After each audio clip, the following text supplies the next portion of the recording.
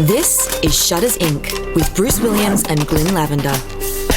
Hi and welcome to a slightly inebriated episode 569 of Shutters Inc. This is Bruce Williams from shuttersincpodcast.com and joining me via Skype once again from Melbourne, Victoria, it is Mr. Glynn Lavender from creativephotoworkshops.com.au. It has been like 5 weeks. I'm not a drinker. What? I'm not a drinker, so I think we know which end just by that introduction. It's been like 5 weeks! I think we can tell who's the inebriated one. Oh, Lord, how long's it been, mate? It's been forever! It's been 5 weeks since we recorded. How's it been 5 weeks? I think it has. How? I don't know. It just has. Jeepers. Because we'll be dead before we know it. If this time keeps flying like this, it'll be into the year 2079 before we know it. Because I remember thinking that it was like 3 weeks the week before I went to Darwin, and I was thinking, I really should have recorded before we went to Darwin, but then the week got away from me, and then the week after I got back, you weren't available, so it was like, there's another week gone. So, Jesus. How you been? Well, I was going to tell you a little something before we went to air. A little something, a little private, little something probably shouldn't say on podcast. Probably not appropriate content, Bruce. But we didn't tell you. We'll do it anyway. And it's still concerning me somewhat. And I thought maybe people could use a bit of a laugh anyway and could get... So as part of my ongoing medical care, I'm on some fairly serious blood thinners. Oh, right, okay. So when I bleed, I don't seem to stop for a long, long time. It bleeds and it bleeds. The littlest cut is a pain in the ass. It's a 15-minute job to stop bleeding. Yep, got it. Yep. And when you maybe knock something that bleeds a bit, like the old noggin, the old head, because, heads bleed a lot. Yeah. So if you ever cut your head, it's really bad. It takes a hell of a lot to stop. Well, I don't even know how to even approach this, Bruce. I had a bit of a health shock. Yeah. I was on the old toilet, as I think they call it in France. Right. The toilet. And I got up from said appliance. Yeah. And I looked down to a bowl full of blood. I mean, a lot of blood. Blood and water doesn't. A lot of blood. And I'm going, what the hell? And I look all around myself, and I don't see no blood coming from anywhere. Right. I'm looking high. I'm looking low. I'm looking in the mirror. I'm looking everywhere. And then I look at my hands. My hands are covered in blood. Right. And I go, I don't know what's happened. And then I'm feeling blood dripping on my leg, like a fair bit of it. What? And I look down and I can't see where it's coming from. But it's starting to fall on the floor. But this is starting to sound like the scene from There's Something About Mary. It's not as pleasant as that. Well, it was kind of the same because when I've gone to go and have a bit of a sit down, as a gentleman from time to time, get a little bit of an itch on the old, let's call it the scrote, shall we say? And I've got fairly sharp nails at the moment, Bruce. I've given the old scrote a bit of possibly a bit more of a brisk scratch older than I expected, and thought nothing more of it. I've taken the tiniest little nick into the old scrote. Now, it turns out your scrote bleeds more than the head. And it's taken me a good part of the last hour to stop the damn flow. And I'm currently sitting on a pile of tea towels just in case she comes to life again, shall we say. In case Old Faithful erupts again. Exactly. If I start looking a little pale or the level of skin starts going down my boy, it's draining out, Bruce. My goodness, it scared the crap out of me because I had no idea where it was coming from. I go, oh, geez, let's get out and see if there's blood in your urine, you're in a bit of trouble. And I'm going, oh, no, that's a lot of blood. So, anyway, so probably a little too much information for some of our listeners. Quite possibly. Maybe. But yeah. Dear. Well, it was kind of a laugh. Yeah, we got a laugh at our own misfortunes, and why shouldn't other people laugh at me as well? That's it. So other than profuse bleeding, how's the last 5 weeks been? Well, a lot of it's been sort of planning, getting ready for the BFOP, the old Bright Festival O Photography, Yes. which was just on the last weekend, just gone. Nice. It runs Friday, Saturday, and Sunday. Right. So I've been preparing for that. I had to finish off my presentation. Well, I did my presentation for the lovely folk at the Horsham Camera Club. Yeah. There's a few things I needed to fix. It didn't go quite as smooth as I would like. Right. In over 300 pages, that's can happen. But that was my only run through, and I've got up to Bright, and it's time for. And I'm the first speaker of the whole event, so they do the grand opening, and then they introduce the big G. Right. And I realise I haven't fixed the presentation. Oh no. So 20 minutes out from starting. Yeah, typing away. Trying to remember, and it'd been like 3 or 4 weeks. I'm trying to remember what it was I needed to fix. Yeah. So that was preparedness is. So when I say I've been preparing for BFOP the last few weeks, obviously not.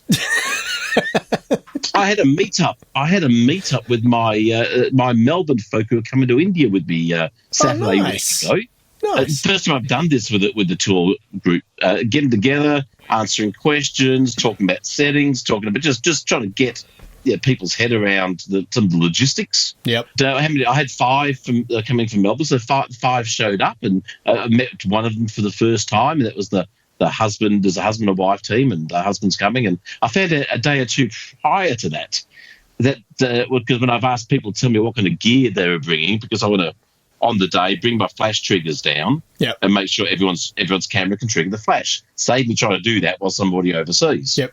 Let me guess. Somebody said, I'm bringing an iPhone 16. No, worse. 15. No, I've got an 11. So yeah. No, someone said, oh, we're just sharing one camera between the two of us.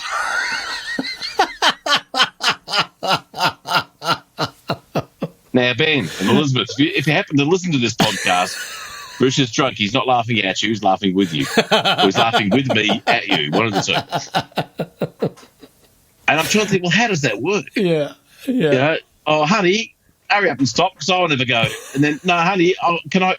No, give it, no. And by the end, they're asking for separate rooms. Yeah. Can we bunk in with you? Or separate flights home. It's like, I made the magnanimous and fabulously generous offer of supplying one of my cameras and a couple of lenses for them to take. Nice. And the whole point of this get-together and the whole point of me loaning them a camera and lenses is not to be a nice guy. It's just to make my life easier. Absolutely. And to make your customers feel like they got something out of the trip, because I think at the end of the day... Well, I hope they get something out of the trip. I think at the end of the day, those pair would have got home and been slightly disappointed at the decision to go with only one camera. Which would have been their own fault. It could be blamed on said tour leader. Absolutely. But yeah, no, but after so they can go. He's so generous, so I managed to squeeze some hotel beers out of them, as for loan costs, because they don't realise that the hotel beer's like $10 a beer. I offered 4, they said 8, so I didn't tell them the price. So a bit of a shock. So I think I'm sorted for alcohol for the trip, being not a massive drinker. Yeah. But so we got even together, and I'm looking at the 5 folk. I know the other 2 that are coming with me. They're a husband and wife team from Perth. They came to my last tour, so I know them pretty well. Right. And I don't know these 5. I mean, I know them a little bit from meeting them a couple of times at camera clubs and stuff like that. Yeah. But I'm looking for the one, Bruce. The one? The one. Neo? There's one on every tour, Bruce. Oh, okay. There's one. Right. There's one every workshop. Not a Neo, then. There's one at every event. There's a one. Right. And I'm looking at it and I'm going, well, it's not her. She's lovely. Well, it's not her. She's quite lovely. Well, it's not her. She's a bit quiet, but she's lovely. Well, it's not her. She's kind of vibrant and happy, and the husband seems like a decent bloke, and he's a cop, so he should be able to handle a bit of pressure. And then I'm thinking, well, the couple in Perth are nice. Well, if it's none of them, it must be me, Bruce. You're the one. It's got to be me. I'm the one. You know, it's like when you go play poker and you can't see who the bunny is, it's you. I'm thinking that's the same case for India. I'm going to be the pain in the ass. So that was kind of fun. I popped out to the lovely folk at Blonde Robot and picked up my new lighting gear for India too. Nice. So it's I put on the link. Have a little click on this link for me, the harlow.com product. So in between being offered an ambassadorship and me getting the gear, they changed the company name, which is so what was Hobo Light. They're now well, the product's still called it, but they're actually called Harlow, right? Which makes as much sense as Hobo Light. But I was wondering, if you click on the link, and you'll see at the top there's little pretty colour filters and stuff. Yeah. And to the left there's a handle. Right. Well, the handle's the battery. Oh, nice. How cool is that? So you hold this handle. Yep. And then your light's a little thing down the bottom corner down there. Just click on there. Then you've got little focusing Fresnel lenses. You've got and I've got to say, gels. the body of the light, the styling, the ergonomics of it are kind of reminiscent of a box brownie, I was going to say. Or a Hasselblad. I would go more Hasselblad. Yeah. That's my Hasselblad, yep. Yeah, my history. Yep. But I think they're cute as all get out. Yeah, totally. So I hadn't used one. So I used one of these up in Bright for my two my workshop's called again. That's right. Great photos in locations and great photos in locations, but at night.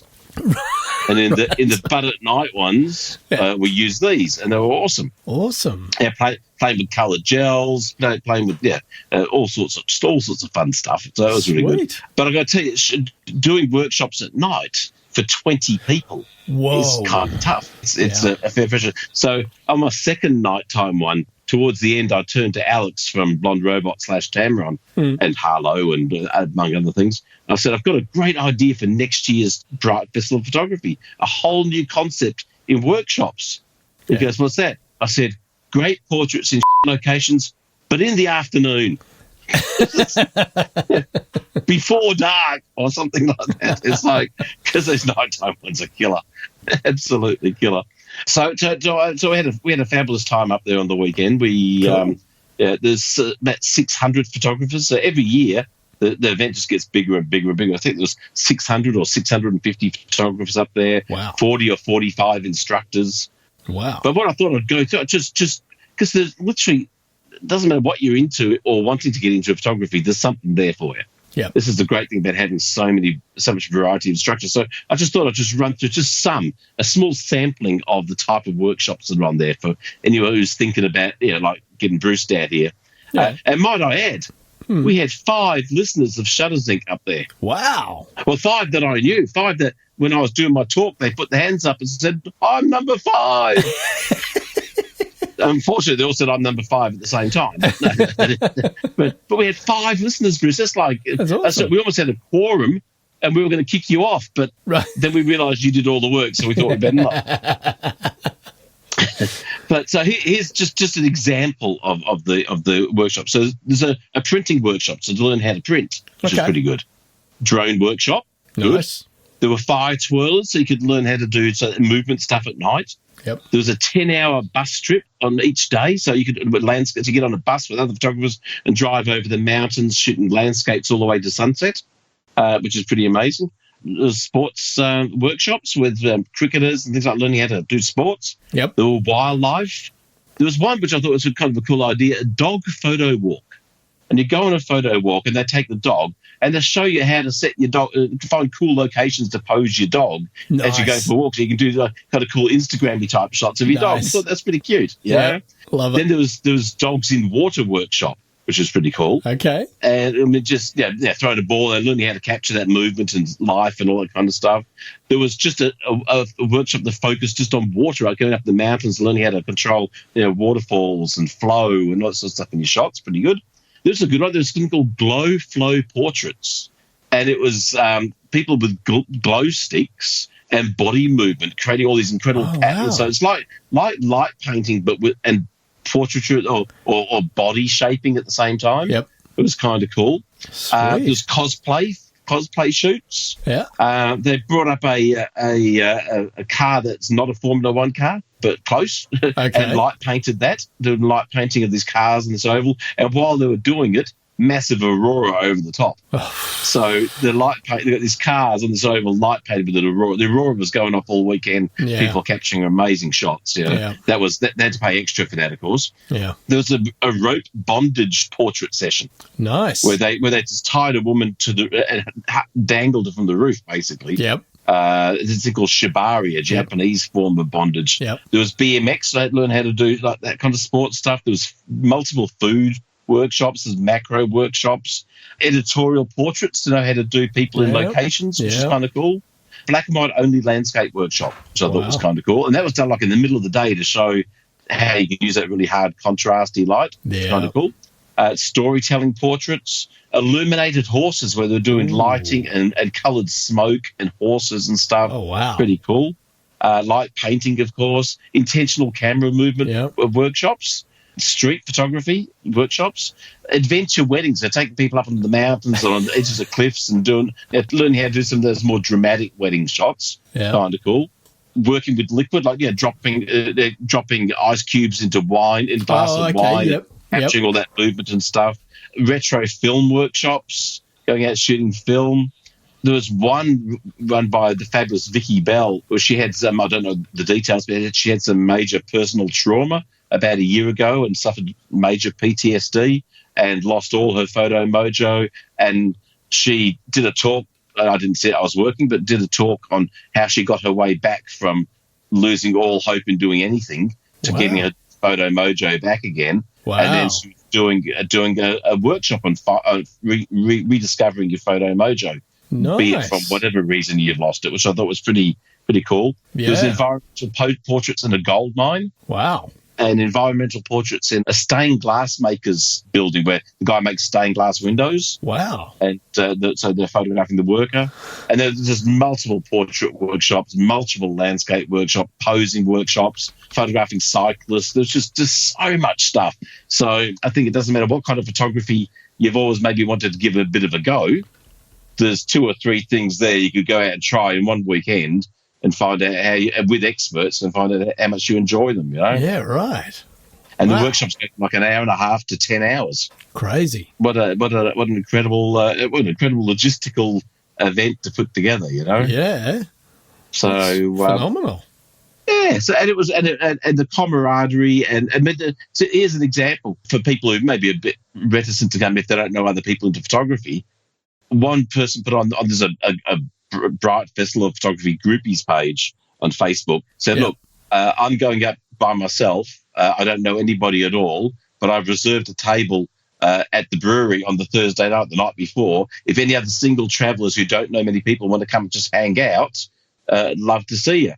And I saw a photo. There's like 25 or 30 people there. That is so cool. All just building new friendships and relationships and stuff. That's awesome. And there's stuff like that across the entire weekend. Yeah, that's great. Last year I met this lovely lady who'd been a regular, and I knew she was ill, and she died not long after it. But she'd been such a staple of going up there that they got an award named after her that they presented on the weekend to people who show a certain trait and so on.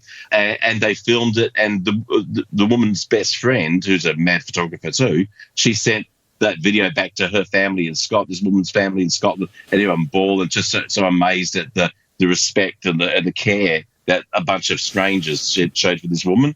So it's that kind of vibe across the whole thing, which is pretty darn cool. That's awesome. Yeah, there's only one disappointing aspect. Well, 2. I took me fly rods, didn't catch any fish. Major disappointment.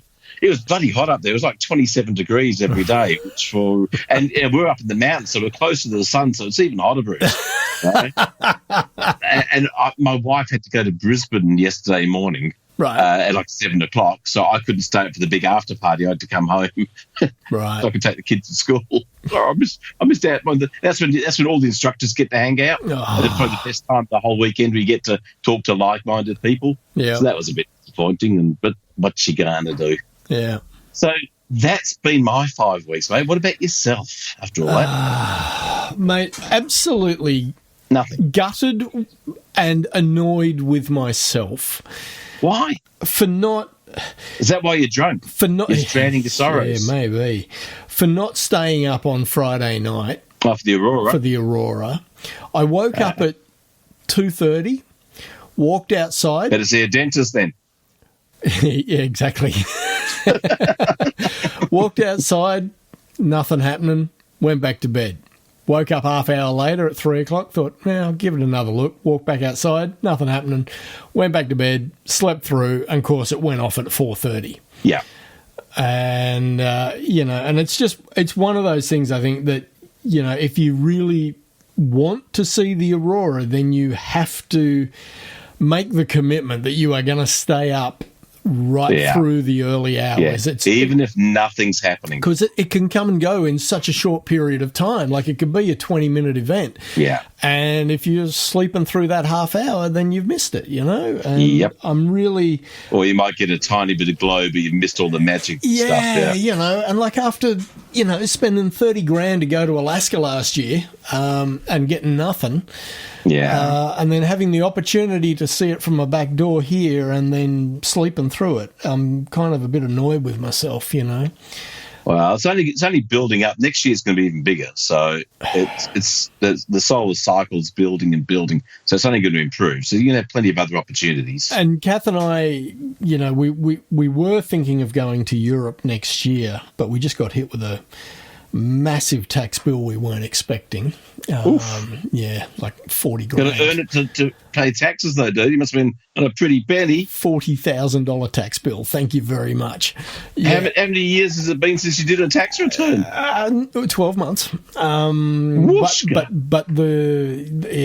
it's a long and complicated story. I'm sure it is. Is it worse than my nuts? So, as a consequence, we're thinking we're probably not going to make it to Europe next year. So we're thinking of going to Tassie in September. Yeah. With the hope that we will luck out and strike one of these solar storms and actually have an opportunity to see the Southern Lights in all their glory. So. But again, like chasing any weather event, there are no guarantees, So of course, yeah. Speaking of, as Australians and yourself, from Friday night for the next week or so, comets C3 or A3, what it was called, in the western sky just after sunset. Right. Comet of the century. Right. If you've got a chance to get out and shoot it, get out and shoot it. You should not be disappointed, I wouldn't think. Right. It's not overly visible to the naked eye, but it will be excellent. And I've seen some amazing images I've shot of already. Very big tail, very, very cool looking. So a bit late but it's going to be out there for a few weeks. So this podcast doesn't come out till the weekend, but get out there on a clear night if you've got it. In between now and when this podcast comes out, this weekend is the Morisset show. Alanis Morissette. Morisset is the nearest reasonable-sized town to where we live. Oh, so not Alanis Morissette. No, not Alanis. You want to know? That's it. And it's their local show. And I haven't been to a rural show for, I reckon it'll be 25, 30 years since I've been to a show. Isn't that ironic? Right? It is. Boom, boom. So that's on Saturday. So Kath doesn't want to be down there all day. She's happy to go for the rodeo in the evening and the fireworks. The rodeo. Yeah, whatever. But I said to her, well, look, can you drop me down there in the afternoon? I'd like to get down there about maybe 3 o'clock and see some of the events that are on through the day. And then I'll be more than happy to stay for the rodeo and the fireworks. The rodeo. Because some good photo opportunities there. Some opportunities to do some fast-moving action stuff with the rodeo. For sure. And with the donkeys. Yep, that's it. And of course then some fireworks stuff. So you might get a chance to see the comet there too. Possibly. So, is there views of the west from there, do you think? No, not from the showgrounds. There's a lot of trees to the western side of the showground. But from my home, I could probably see the comet if I got out there. Well, you can go look tomorrow night because it's already there, but you only get to see a little bit of after sunset. It gets a little bit higher during the week. How close to the horizon is it? At the moment, pretty reasonably close. Right. I do have a mountain range to the west, which might obscure it, but It might, yeah. There's a spot I can think of that's not far from here that will get me a little bit of elevation, which might be enough. So, yeah, we'll definitely keep an eye on that. Yeah. You can take your camera and your tripod. Go with the big lens that makes it look bigger. Yep. Okay. I was out this morning shooting another video backdrop for the ABC. Really? Yeah. What did you shoot? It was just one of the Newcastle harbour from the eastern end of the harbour, but looking west down the harbour and back towards the city. I'd actually shot it a couple of weeks ago on a day not unlike today where it was overcast and raining, and I wasn't happy with what I got because I only got a couple of minute sequence before I ended up with rain splatter on the front element. And of course you can't just wipe it off in the middle of the video. It's like interviewing someone with a lift. So I went down again today. I thought I'll have another crack at it, even though it was a similar kind of day. And I just basically positioned, like once I got the camera in position and started shooting the video and the front element was clear of rain, I then basically stood over the top of the camera and tried to use my body to shield the front element from getting any rain splatter. Well done that. And I managed to try to block the wind, do the same thing. Yeah. And I managed to keep it rain-free for 20 minutes. So nice. That's enough for me to create a loop out of it and create another backdrop. So nice. Yeah. Other than that, just business as usual. Went up to Darwin a couple of weeks ago. That's right. For the lad. So in New South Wales, we had a long weekend, the October long weekend. It's the same weekend as Bathurst. My wife was delighted because she didn't have to deal with the morons in the Sydney office. Yes. She could go to work enough to deal with them. It's fabulous. So we had the Monday off as the long weekend, and Kath and I both took the Tuesday off as well. So we flew up Friday night, got up into Darwin around midnight Friday night, and then caught the red eye out at midnight on the Monday, and got back into Newcastle around about 10 o'clock Tuesday morning. Wow. Yeah, so it was good to see Max and his girlfriend and hang out with them for 3 days and... yeah, just go out for dinner and just generally chill. So that was nice. See the sights. Yeah. Not many sights to see. There's not many sights to see. Have you I'll tell you what, though. Go on, tell me what. We did go to the military museum in Darwin at a place called a suburb called East Point. And I will say this. I reckon it was more interesting than the War Memorial in Canberra. Wow. Well, they have a lot more. I mean, Canberra never got bombed. Here's the thing. Here's a little stat. Here's a little stat about Darwin that not many people know. I mean, you probably do because you saw the museum. Yeah. Darwin had more bombs dropped on it than Pearl Harbor. Yeah. So and the bombings, the bombings against the Northern Territory by the Japanese in 42 and 43, it went on for about 18 months. Yeah. But the thing about the military museum at East Point in Darwin is they make it very clear we have not tried to restore any of these artefacts. They are exactly as they were retrieved from the fields of battle.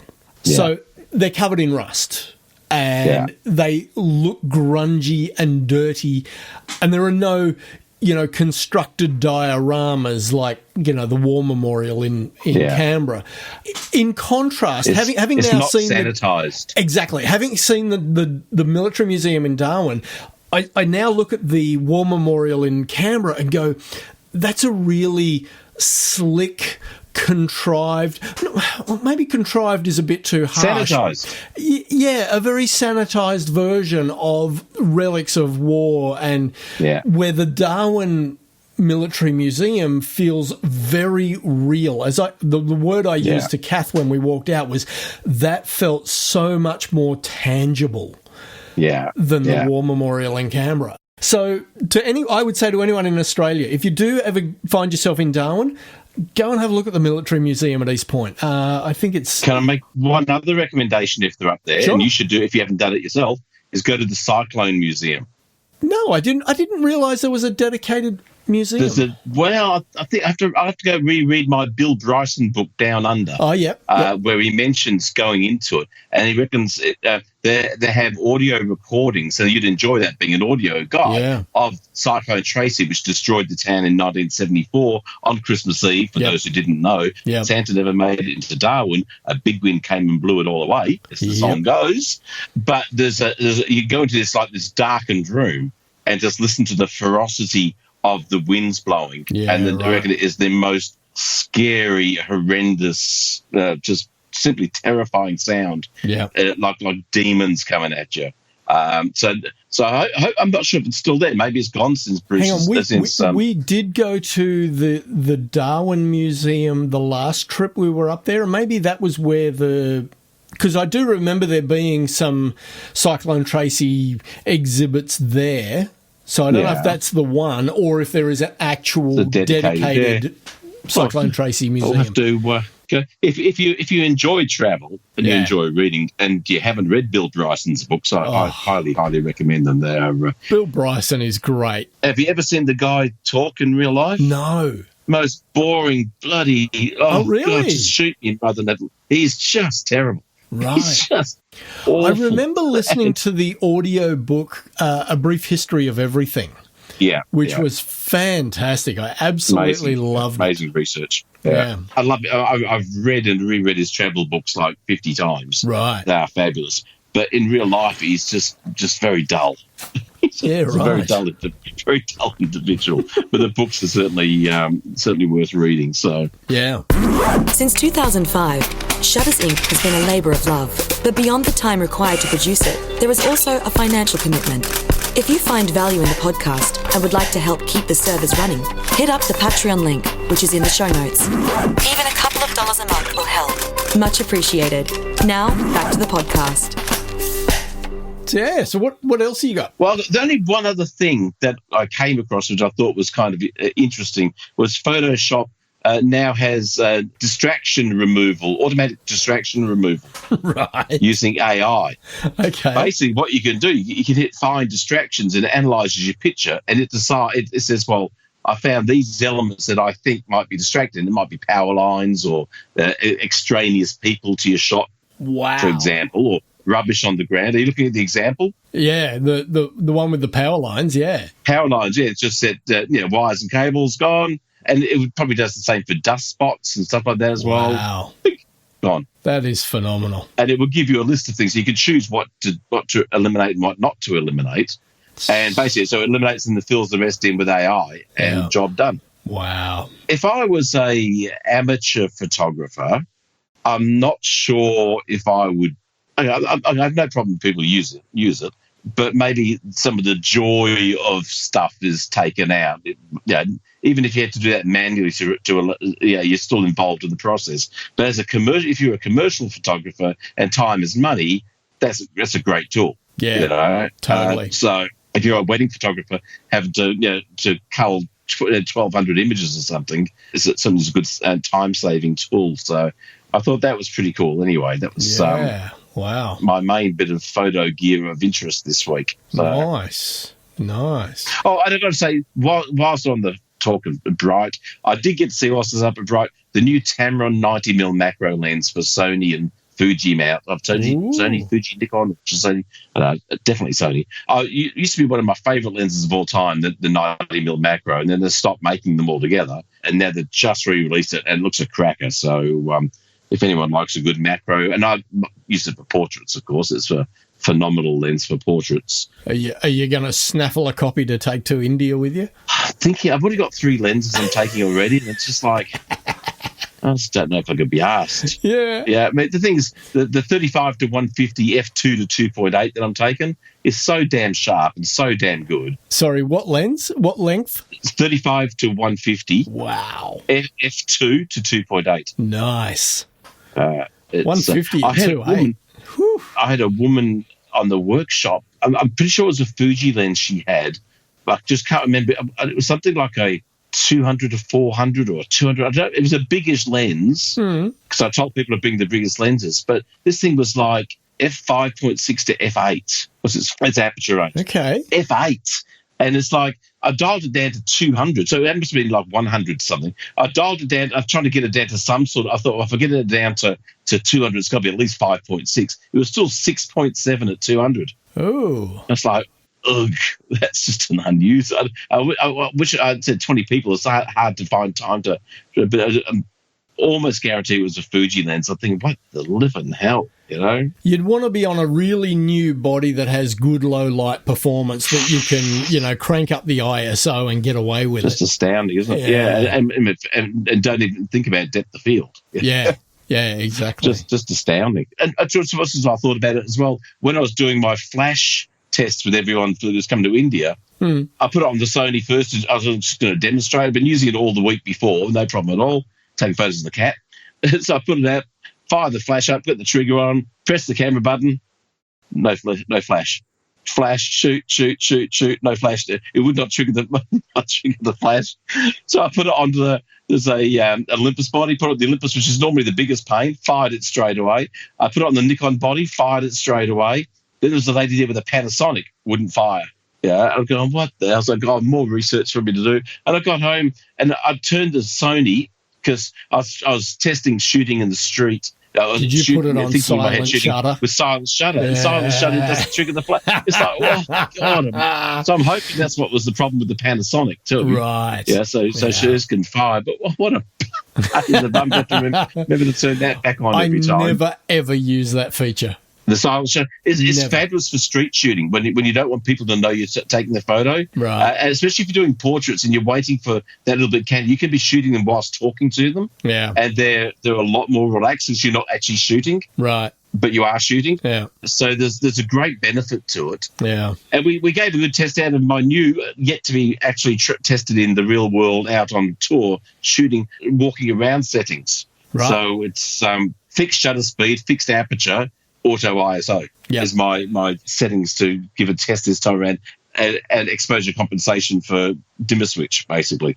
So that seemed to work pretty well. So I'm pleased with that. And again, the easier I can make it for these guys to shoot and get reasonable shots, the easier it is for me. So I think that's a good foolproof method for people who aren't quite as, especially not up to speed with speed. Yeah, as in doing things fast when things are happening dynamically around. Did you say you were taking the A7 IV or the A7R IV? No, A7 IIIs. Oh, A7 III, same as mine.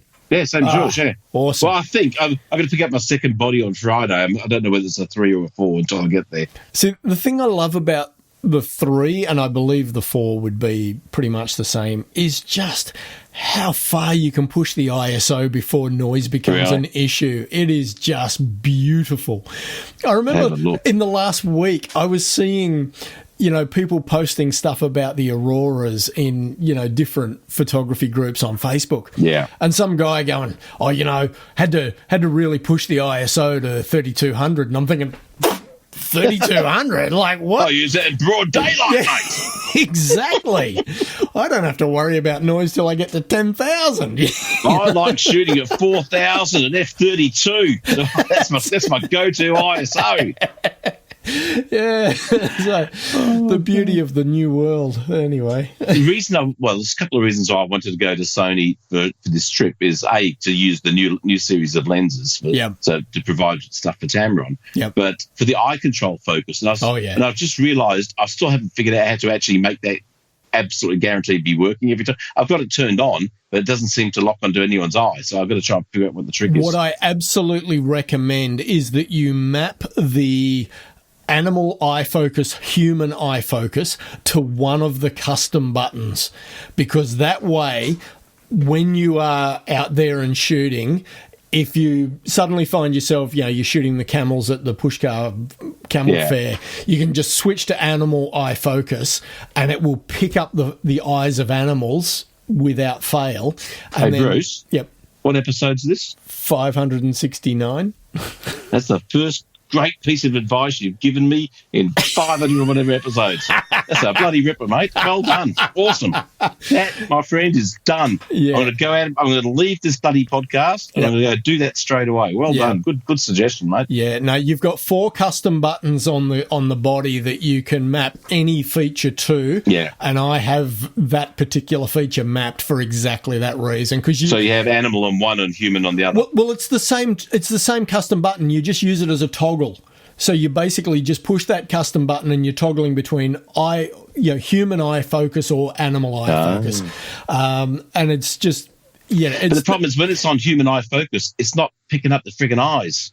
The only reason it won't is if you are shooting in really low light and it's having trouble determining. Broad daylight. Up close and personal. Weird. That is weird. And even when I managed to start to get it to lock onto the eyes, or to register the little green box around the eyes, if I moved, it moved off as well. Are you friends with Mark Gaylor?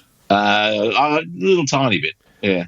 Reach out to him because he shoots Sony every single day. He would know exactly what's going on, and he's in your neck of the woods.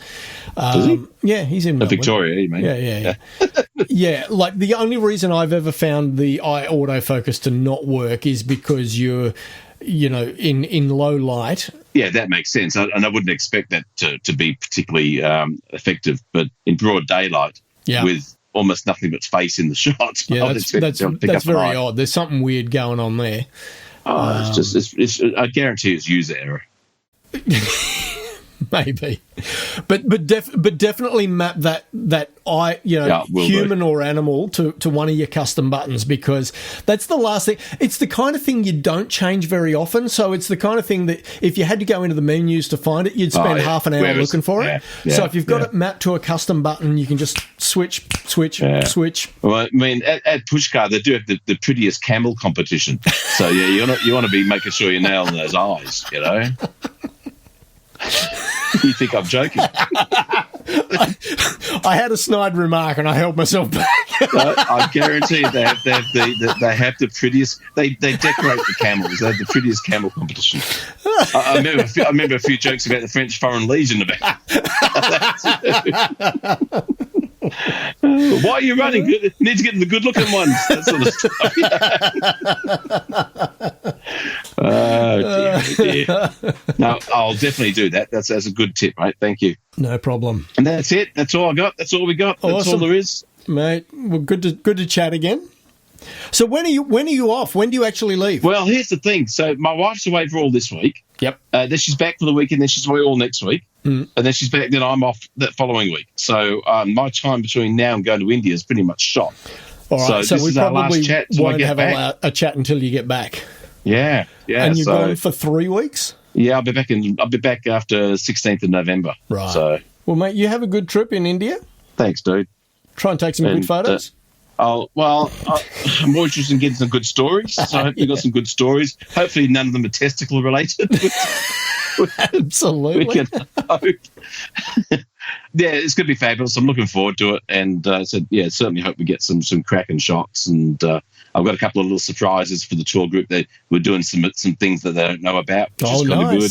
Nice. Some good photo opportunities they have no clue about, which will be kind of cool. So beautiful. I'm hoping they'll either won't be a complete disaster or they'll be fabulous. Awesome. One of the two. Awesome.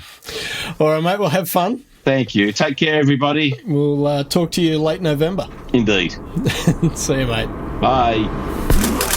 You've been listening to Shutters Inc. For questions, comments, and feedback, email theboys@shuttersincpodcast.com.